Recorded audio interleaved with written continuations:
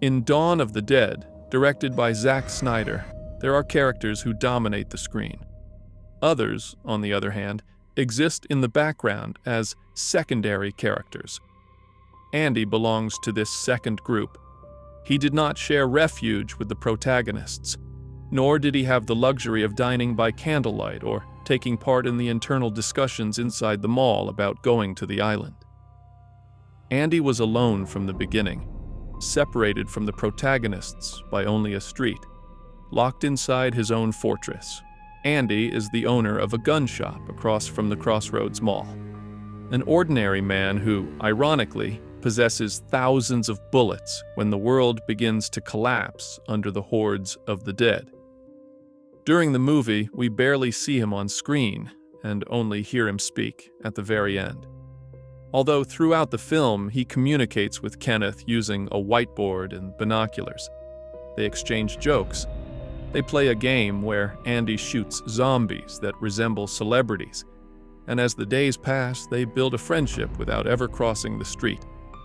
But that is not the whole story. There is additional material presented as a recording found in a store sometime later by survivors traveling through Wisconsin. A tape in which Andy documents his days from the beginning of the outbreak.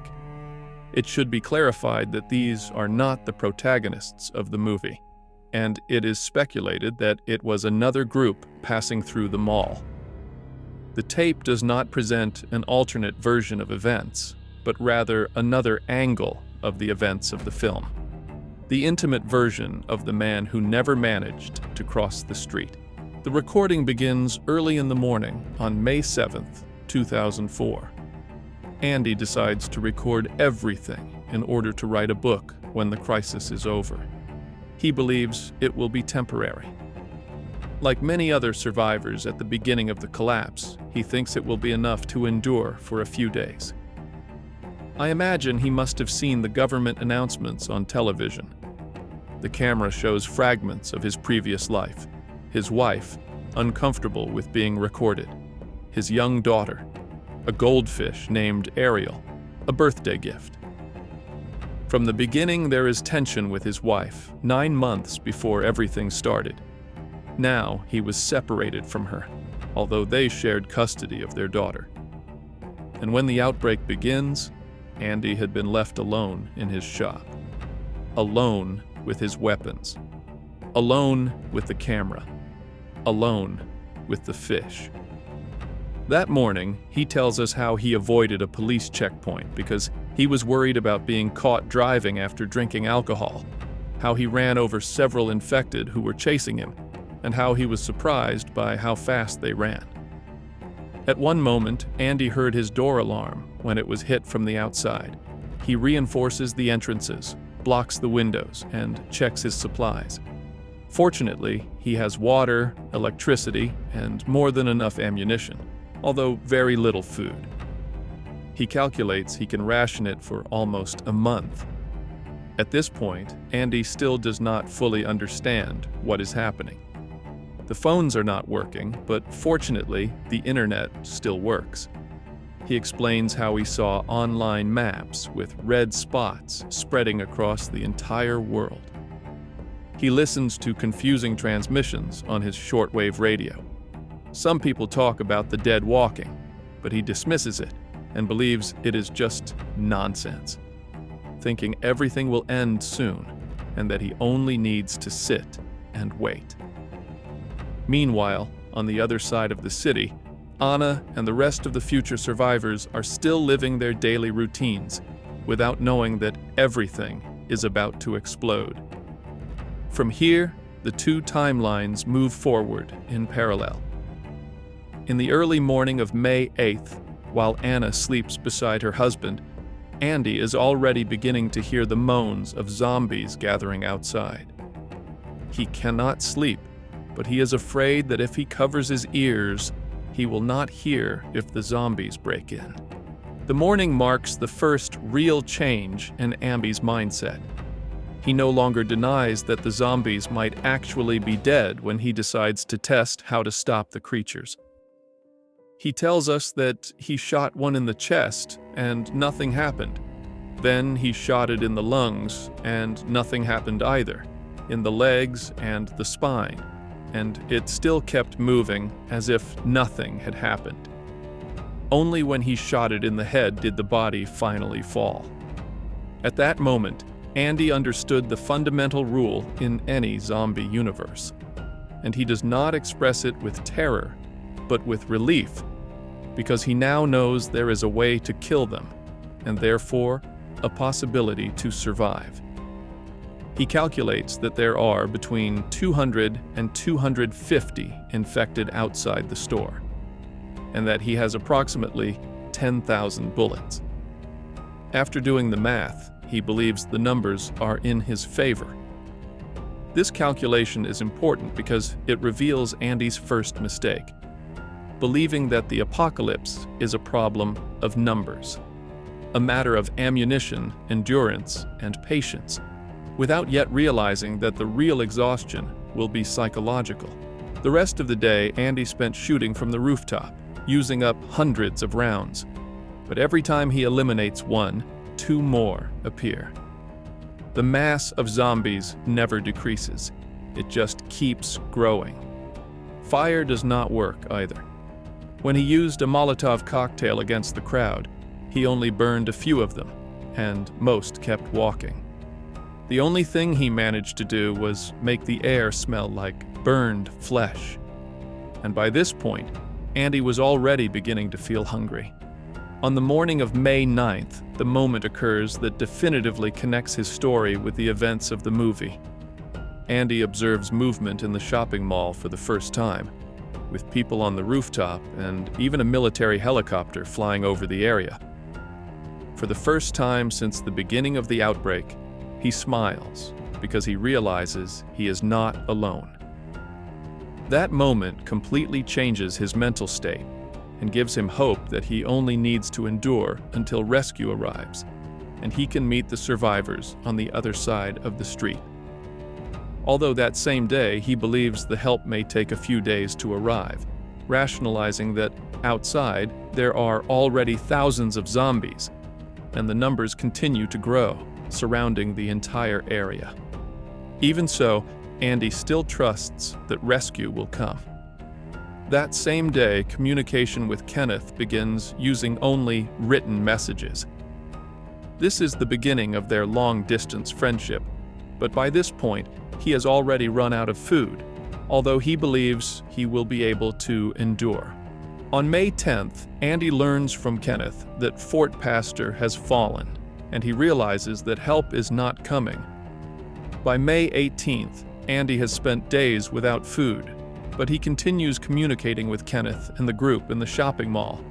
This is where they begin playing the game of shooting zombies that resemble celebrities, like Jay Leno, Burt Reynolds, and George Clooney. It seems like a ridiculous game, but it serves an important function. It keeps his mind occupied, because the distance between the two buildings becomes a psychological torture for him. Andy can see the life that exists on the other side of the street. He can imagine the conversations, the laughter, the shared meals. Realizing that they are so close, but at the same time so far away, and that proximity amplifies his loneliness. In addition, he reveals how his wife divorced him and left him with nothing but his gun shop, and he worries about his young daughter. On May 21st, it becomes clear that Andy's situation is already very precarious. His food had completely disappeared. All he had left were water, alcohol, and bullets. His body is beginning to weaken, and so is his mind. His speech changes tone. He goes from being a logical person to someone who justifies everything. He begins to blame the government, the laboratories, the politicians, or any human cause for the disaster. Then, faith appears. In the early hours of the morning, Andy begins talking to God. First as a protest, then as a negotiation, finally as a justification. He interprets the suffering as a test he must pass in order to deserve to survive. It is at this point that he commits one of the saddest acts of his story and eats Ariel, the fish his daughter had given him and that he had cared for with so much affection. After that moment, his mental deterioration accelerates. The power cuts off on May 30th. The camera begins running only on the little battery it had left, and the recordings become shorter, more sporadic, and more desperate. Time continues advancing in parallel with the events in the shopping mall. While the protagonists plan their escape, Andy keeps waiting for food. He writes on his whiteboard to Kenneth saying that he is very hungry, losing weight, energy, and emotional stability. Although he still had not lost hope of crossing the street and reuniting with the other survivors. On June 6th, he believes he will finally achieve it. Although he can no longer endure the hunger and asks the group in the shopping mall for food, Kenneth writes to him that they will rescue him in 5 days, but he does not think he can last that long. After weeks of isolation, hunger, and mental deterioration, the group in the shopping mall decides to send him food using Nicole's dog. It is a desperate but logical plan, since the animal can move through the crowd without attracting attention. For Andy, it is worth trying. The dog manages to enter the gun shop with the supplies, but unfortunately, something else enters as well. 2 zombies had taken advantage of the moment when the animal entered to come in as well. Andy admits that he let his guard down because he was too hungry and too weak. Because of this, the zombies manage to mortally wound him, but he is able to take them down. The radio communication begins immediately, and that is the first time we hear his voice directly in the movie. He sounds tired, but optimistic. He says he is hurt, but that he will be fine, and that he just needs to stop the bleeding. He tries to calm Kenneth so as not to worry him, and does not want to admit the seriousness of the situation, although Kenneth already knows what his fate will be. Kenneth asks him if he has the food, and he replies that he does. He asks the name of the dog to avoid talking about his wound, and tries to convince himself that everything will be fine and that he only needs to rest. But at this point, denial is useless. The virus advances quickly, much faster than anyone expected. Between the moment he announces the bite and the moment he stops responding, only minutes pass. The transformation is brutally fast. Most likely he was bitten near an artery, and Andy rises and knocks the camera down. Only seconds later, Nicole arrives with the truck to rescue the dog, and what she finds inside the store is blood and darkness. The place that for weeks had been Andy's fortress was now the scene of his tragic death. Andy was no longer there. As a final tragic memory of his life, we see a fragment of video where his daughter had given him his little fish Ariel as a birthday gift. His body had already risen again. Guided by the memories of the last few days, he goes up to the rooftop and writes one final message in blood for Kenneth. But it is nothing that can be understood. When he hears the dog barking, he goes down the stairs, attracted by the noise. When Kenneth arrives with the rescue group, he sees his friend face to face for the first time, and Andy was trying to open the door where Nicole was hiding. Kenneth raises his shotgun, tells him he is sorry, and ends his suffering. Andy's story is, without a doubt, one of the most tragic in the entire movie.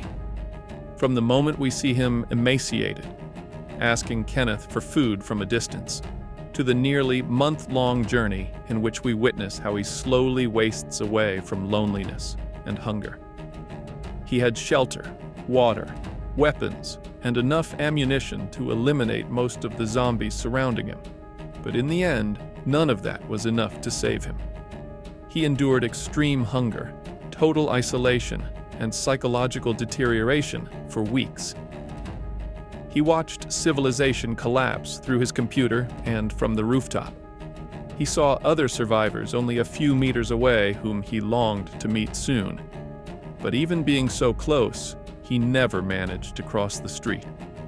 And it is precisely that detail that turns his story into one of the cruelest in the zombie genre. Andy represents a fundamental idea that should be taken into account for any movie or series about apocalypses in general, not only zombie ones. And that is that survival does not depend only on resources. It depends on context, on timing, and on companionship. Because yes, the gun shop seemed like the perfect place to withstand the end of the world, but it was an invisible trap, a refuge designed to defend, not to live. And his mistake in the end was not staying, but waiting too long. Although in the end, thanks to him, the survivors gain access to more weapons and ammunition, equipment that would later be vital for their attempt to escape.